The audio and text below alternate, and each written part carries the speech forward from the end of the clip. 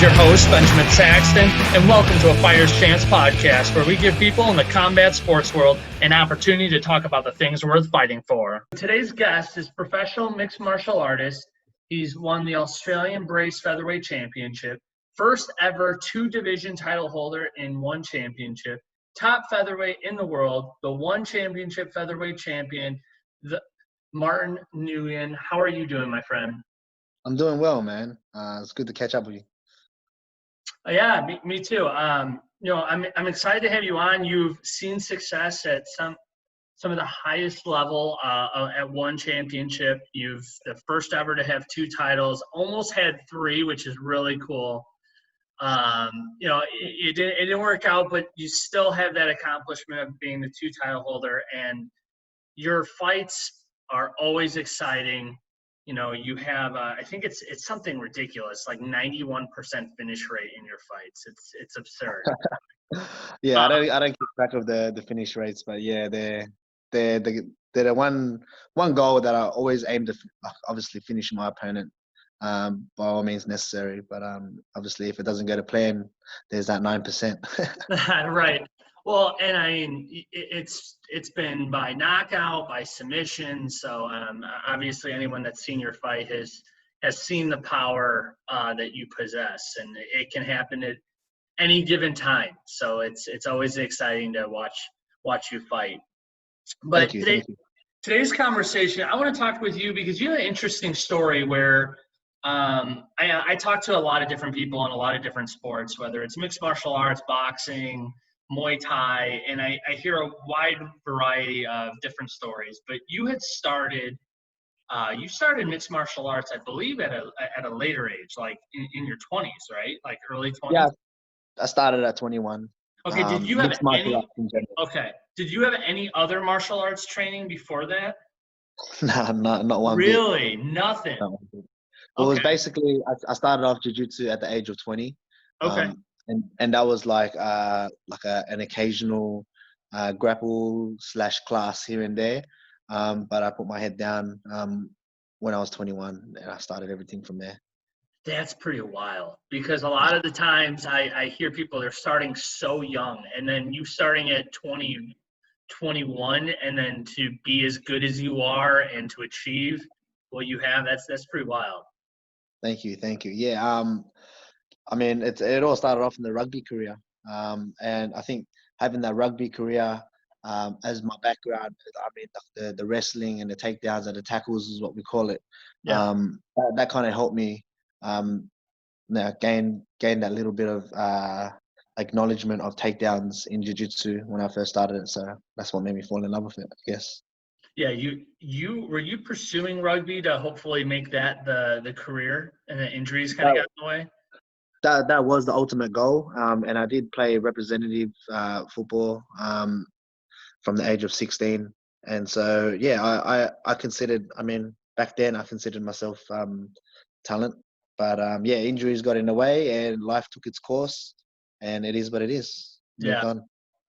I mean, everything happens for a reason, and I mean, who knows what I'm sure you would have been very successful in rugby, but you know, it led you down this path, and you're seeing some great success there. I mean, how has it been? Has it been a surreal ride for you in your mixed martial arts career? I mean, or has this always been so? I guess what I'm getting at is when you switched to martial arts, I'm sure you wanted to get to the highest level, but did you ever think that, I'm going to be a 2 champion, I'm going to have the opportunity to be a 3 champion? Look, to be honest with you, no, it was always the goal, but I never really put myself on that pedestal to always push for that goal. My goal always was to take out the next guy, and the next guy after him, and the next guy after him, who they considered contenders until people started mentioning my names, and I kind of had to pinch myself here and there. Times where people were actually calling me out, and I was on their end of the calling out, and I want this guy, and I want this guy. I wasn't always gunning for the champion. Although I did lose to the champion in my second bout in one championship, I didn't necessarily go, I want the rematch after every fight. I just said, I'm coming for you, and that's it. I'll take out whoever I need to take out by any means necessary, and make my way, work my way back up, and consider myself a title challenger, not just being thrown in last second. Do you have a preferred weight to fight at? For me personally, my whole professional career mainly had been at featherweight, and I was cutting weight down to 66 kilos. And then one championship brought out the new weighing system, and that there was like huge help for me, because whenever I cut down to 66, all my opponents, they end up being 160s to 70 something kilos, and I was like always the one at 69 kilos on fight day. And I'm like, man, how come I'm not putting this back on? I'm always the smallest guy, even to now, fighting for one championship in the featherweight division. Even at 155, it's 70 kilos. I still feel Mhm. that I'm the smallest guy, but I feel me. I feel fresh and I feel comfortable, and that's what makes me be able to perform at my abilities. So I gotta imagine at two different, I think training, obviously you have to have the athletic ability to compete at such a high level. You have to have the fight IQ to be able to achieve those fights and have, sustained success, not just be that one hit wonder, right? Where you make the championship, then you lose it, or you never make it to that high. So you got to have that fight IQ to stay at that high level. But to balance between two weight divisions, do you have a nutrition like schedule, or do you do different things with your with your nutrition to kind of keep your body at different levels? Yeah, so at the time when I had just won the featherweight title, that was at my natural weight class. It was 155. It was a couple months later. Mhm. I took on the lightweight champion, in which one championship it's 77 kilos, 170 pounds, and I mean, people thought I walked in at 77 kilos and then dropped all the way down to 66 kilos. I gave away 7 to 8 kilos that fight. Mm. Um, my opponent Edward Folayang, I spoke to him a couple of weeks after the fight, and I asked him how much he weighed on fight day, and he goes he was 79.5 kilos. So Wow. which is like I can't. I mean, I think it's like 170, Okay. 180 ish kilos. Um, and I was only 71 kilos on fight day.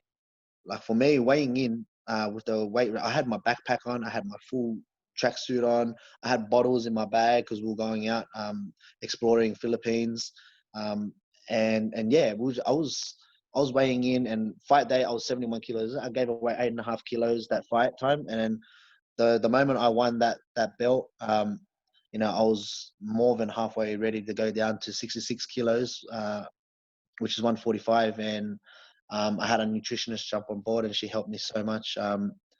Both times, both bantamweight times, and I felt amazing the first time. The second time, she had warned me losing too much weight in the amount of period of time that I'll be stale, and I was being young and naive and dumb. I just said, as long as I can make the weight, I'll make sure I can perform. And obviously, I did. Yeah, I couldn't perform. I was a bit stale, and it is what it is. But in terms of making the weight, I can't make the weight just with the right amount of time. Okay. That's interesting. Okay. So when you're, we talk a little bit about the nutrition, the different weight classes. I'm curious for you. You've had a lot of fights in one championship. I mean, quite a 13, few. 13. I'm at 13, yeah. Yeah, 13. And you've had some really exciting finishes. You've had some really exciting fights back and forth. What would you say is maybe one of the more difficult fights to you? And it might not just be on paper difficult, like maybe it was somebody coming in, but maybe it was something that you thought maybe the fight was going to go one way, or you thought they were going to be doing something and they did something different in the ring. Maybe you could talk a little bit about that, because you fought at such a high level. I'm interested to know kind of what was a fight that really surprised you and how you handled Um, to be honest with you, it's none of my title fights. that. Okay. It was my first fight in one championship. Um, I basically fought. He's passed away. Rest in peace, his soul. Rocky Batol. He was a 5-0. He's At the time he was 5-0 MMA fighter. It was my first fight in one championship, and for me, I like to At that time, back then, I used to just like to study my opponents, what are their traits in the fight and how they fight, and do what fighters usually do. But for Rocky, I couldn't find one piece of like his record on on the net at all. I was like, this guy does not exist. How is he 5-0? How did one championship find him when he's not on social media or the media at all? And I couldn't find one bit. So I was like, I was at the time 3-0, and I was fighting someone who's 5-0, going into the fight, not knowing what type of fighter he is, not knowing not one little bit about him, but his nationality, and that was it. And I was like, okay, we're gonna have to go in this, and I was shitting bricks, man. I was so scared. I didn't know what to expect. He could have been, the next world champion. He could have been, I knew he had a boxing background. He was undefeated boxer as well, so he could have been a boxing champion as well. Decided to pursue mixed martial arts. His record at the time were more submissions than knockouts, and I was like, man, this guy can box. This guy can grapple. And I'm like, what? I mean, what do I prepare for? Like, I don't know what type of fighter he is. I didn't know if he was southpaw or an orthodox. I didn't know anything of that. So at that time, I was really like, it was one time where I was like, I looked at my wife. I was like, man, I don't know what I physically don't know what to do like that. And I That's was like, interesting. I'll go in there and I'll wing it and I'll go with the flow and I'll make sure that I come on top in every position and so beyond. Was that's pretty wild that you're going into that fight blind. It's Awesome. almost like an amateur fight at that point where you're like you don't really know much about your opponent, but you're doing it at a pretty high level. Well, then I guess you do a lot of research and a lot of fight breakdown then ahead of your fights based on what you're 100%. saying. Okay. 100%. Yeah. Well, nowadays I just let my coaches do the work. They're the ones that study the particular fighter that I'm going up against, and they see traits that every fighter has, what it does and has in common, and movement wise and everything like that. And it's what we practice. That's why we have 8 weeks to prepare. Is So that for me, I like to watch the fight once. Whatever fight was their latest fight, I'd like to watch it once, and then I'll move on from that. so? Is 8 weeks about your standard training camp? That's about what it would be. 8 weeks is what I like. I like to have to prepare to be at my very best. Now, in terms of all my other fights, I've taken fights on 2 week notices, 4 week notice. I mean, I didn't have a problem back then, but now that I'm at the top and I'm the one being chased. So I want to make sure that I am prepared to my best abilities every single time. Oh, I could totally appreciate that. You know, when you're climbing the mountain, you are trying to get any opportunity, improve yourself, and just show that you are, a top skill set. And then you get to the top of the mountain, and you have everybody and their mother chasing you and trying to knock you off, right? And everybody's trying to show that they're the best. And you had someone can have an off day and whatever, but you can't have an off day. You have an off day and you lose the championship. And so 100%. 100%. yes, I can appreciate that. I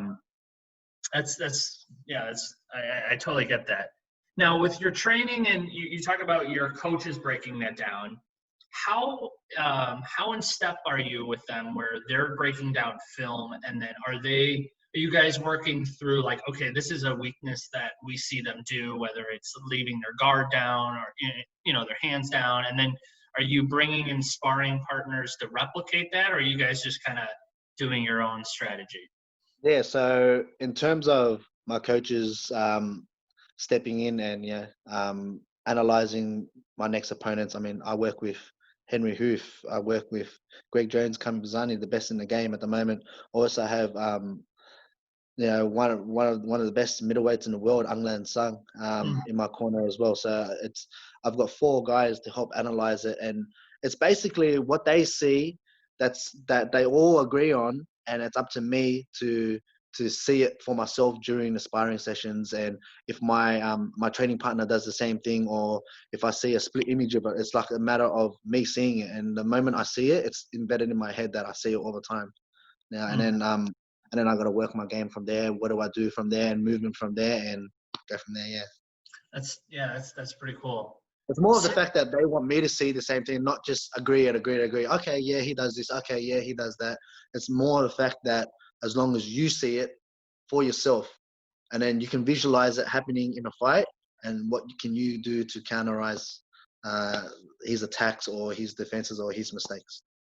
Yeah, I could imagine them putting you in positions when you're training to, replicate that. And so when you're in live action, you're starting to see that rhythm, that tendency, and then it's like, okay, I've been doing this the last 8 weeks.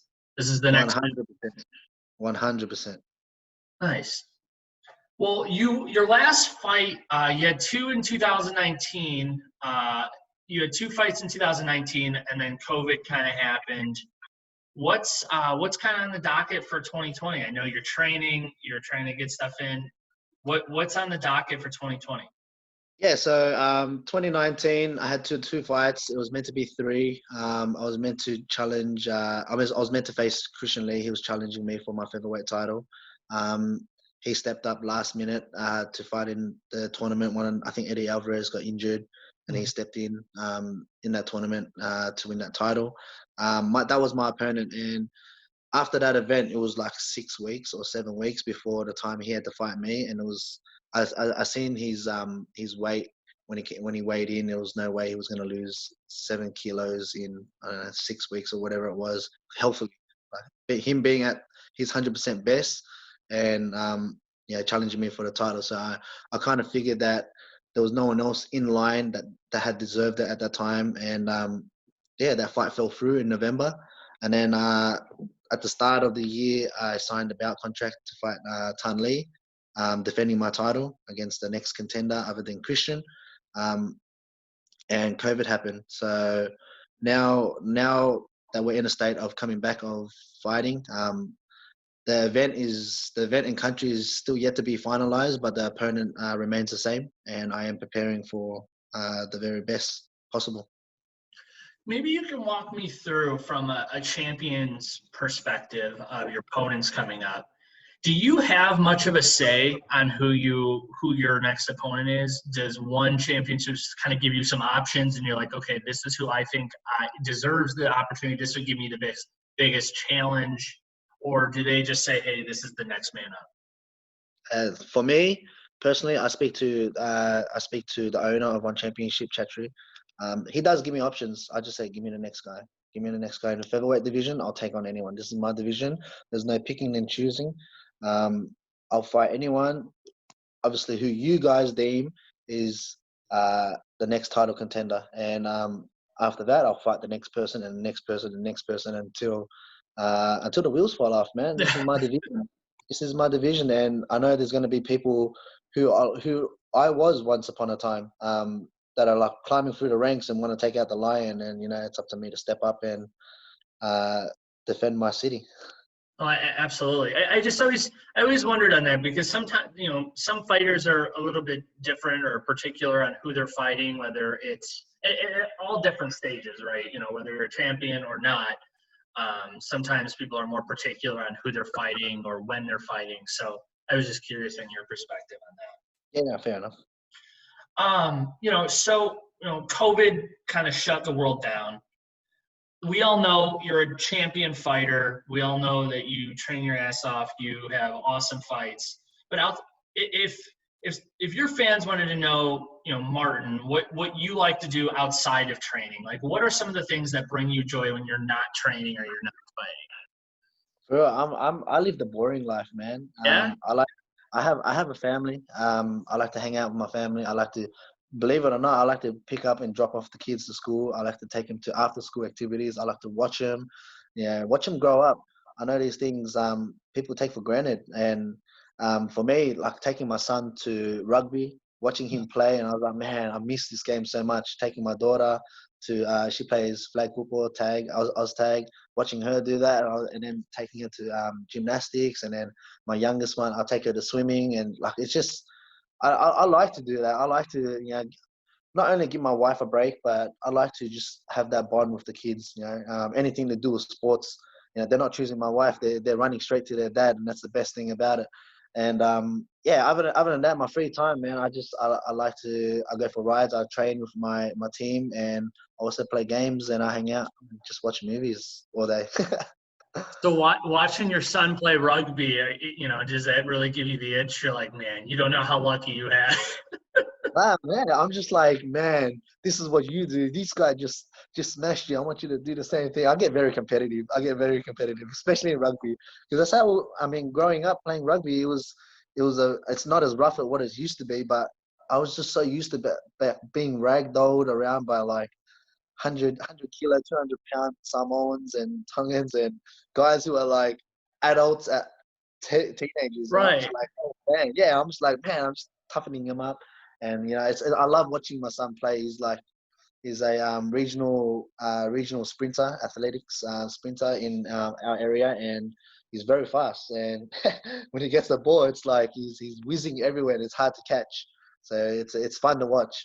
Well, I have to admit, I mean, rugby, granted, yes, there's all different sizes, but I mean, you have to be pretty athletic and pretty quick because you're not going to get leveled by some of these big guys. I mean, you will, but 100%. 100%. And when I was much younger, I remember playing when I was 14 years old, and we versed this other team, and the whole team was full of islanders, and I was like, are we versing adults? Or I didn't know. I was like, these guys are huge. In my head, I was like, wow, what are we gonna do? Like, these guys are big. What if they run the ball? They're gonna run over us. And we played as a team, and I remember that day we came out on top, and it was, yeah, size doesn't really matter, but in a game where it's all hands on, I think size does matter. And yeah, I try to prepare my son for that. you just don't want that clean contact, right? Just outrun Yeah, them. If they 100%. if they trip you up, that's one thing, but just don't get full He's layup. lucky he's very fast because he's very hard to catch. That's pretty cool. Yeah, it's No, cool. I think that's definitely relatable to a lot of people now. They're, just a lot of family time, trying to, spend as much time as you can and enjoy the small things in life.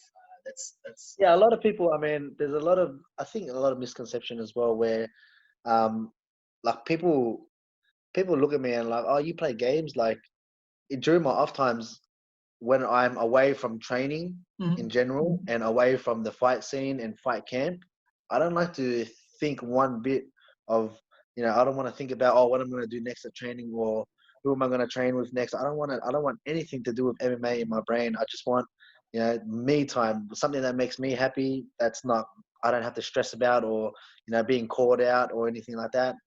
I just leave the whole MMA scene behind, and everything's about family and me, I guess. That's good. Maybe you can. Okay, so I can't leave without having you walk me through your nickname, the situation. Um, so is that a Jersey Shore thing? How did that It is. It come is. about? It is. Okay, so obviously the Jersey Shore thing was big and booming at the time. Um, and yeah, everyone would be like, "Oh, did you watch that episode? Did you watch this episode?" So everyone was talking about it at the gym that I was training at, and I was 170 pounds, 77 kilos. I was dropping down to 155, 70 kilos for my first fight, and so doing that, I've never had, because I started off jiu-jitsu to lose weight, and I only got down to about 170 grappling wise. And my first mixed martial arts bout, I was dropping down to 155. Like, it's probably the lightest I've been since high school. And we seen abs starting to hang out, and I was obsessed. I was like, oh my god, I got abs. Like, I didn't think that I had abs underneath, all this fat that I have on this body. And then all that went by, and I was like, everyone was calling me the situation because they were seeing my abs. And then I dropped down to 145, and I was all skin and bones. And you literally see the definition of every muscle in my body. And then I was like, oh, now you're the situation. Like, look how ripped you are. I'm like, no, don't call me a situation. If you're gonna call me, I might as well call me a situation. And then everyone, like, from there, that was a joke, mind you. That was a joke on fight night. And from then, after winning my first professional fight, um, yeah, it had been like, hey, it's Martin the situation, and the situation. Everyone was like, you're the situation, and that's it, man. I was like, I started off one championship. Like, what's your moniker? And I was like, what's your nickname? I was like, the situation. I didn't want to say. I was like, the situation, but everyone knew I had the situation. So, and then yeah, one thing led to the next, and here we are.